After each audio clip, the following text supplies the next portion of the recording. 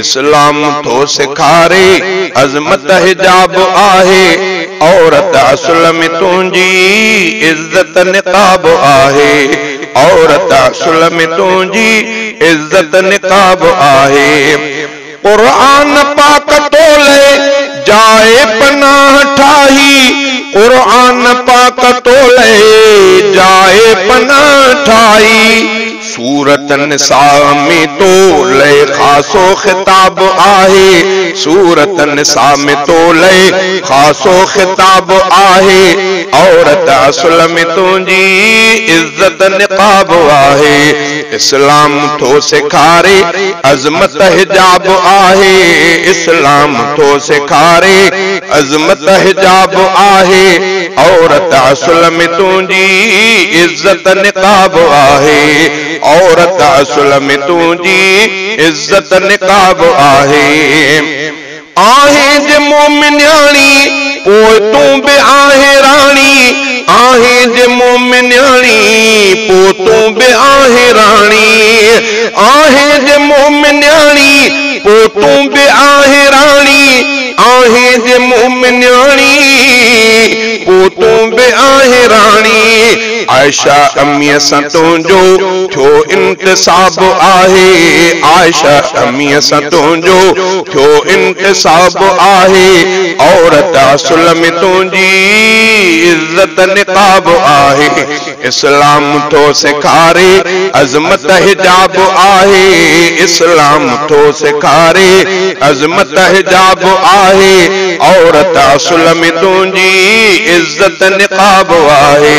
औरत असुल में तुंहिंजी इज्जत निकाब आहे तू बी फातिमा जा सिख तौर ऐं तरीक़ा तू बी फातिमा जा सिख तौर ऐं तरीक़ा इन में अशान तुंहिंजो इन में सवाब आहे इन में अशान तुंहिंजो इन में सवाब आहे औरत असुल में तुंहिंजी इज्जत निकाब आहे इस्लाम तो सिखारे अजमत हिजाब आहे औरत असुल में तुंहिंजी इज्जत निकाब आहे औरत असुल में तुंहिंजी इज्जत निकाब आहे हिन जिस्म ते तू मर्जी पंहिंजी न समझ सियाणी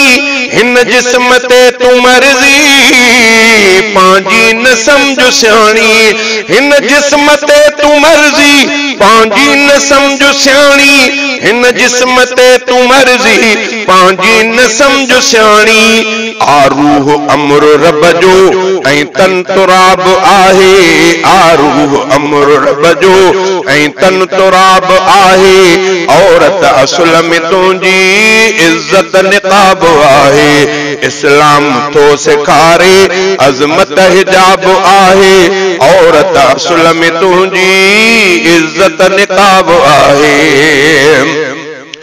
अमर अदी ऐं न्याणी सॾिजे थी घर जी राणी अमर अदी ऐं न्याणी सॾिजे थी घर जी राणी इस्लाम आंदो तो ले इस्लाम आंदो तो ले ही इनकलाब आहे इस्लाम आंदो तो ले ही इनकलाब आहे औरत असुल में तुंहिंजी इज्जत निकाब आहे इस्लाम तो सिखारे अजमत हिजाब आहे इस्लाम तो सिखारे अजमत हिजाब आहे औरत असुल में तुंहिंजी इज्जत निकाब आहे औरत असुल में तुंहिंजी इज्जत निकाब आहे बेपर्दा औरतुनि जो ॾाढो बुरो हशर आहे बेपर्दा औरतुनि जो ॾाढो बुरो हशर आहे तौबा बचाओ आनत दोज़ख अज़ाब आहे तौबा बचाओ आनत दोज़ख अज़ाब आहे औरत असुल में तुंहिंजी इज्जत निकाब आहे इस्लाम तो सिखारे अजमत हिजाब आहे औरत सुलम तुंजी इज्जत निकाब आहे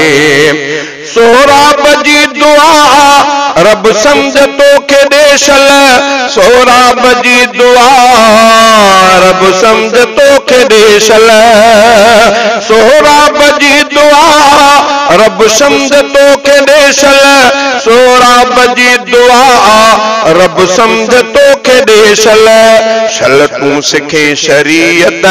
देरी न ख्वाब आहे शल तू सिखे शरीयत देरी न ख्वाब आहे औरत सुलम तुंजी इज्जत निकाब आहे इस्लाम तो सिखारे अजमत हिजाब आहे औरत सुलम तुंजी इज्जत निकाब आहे।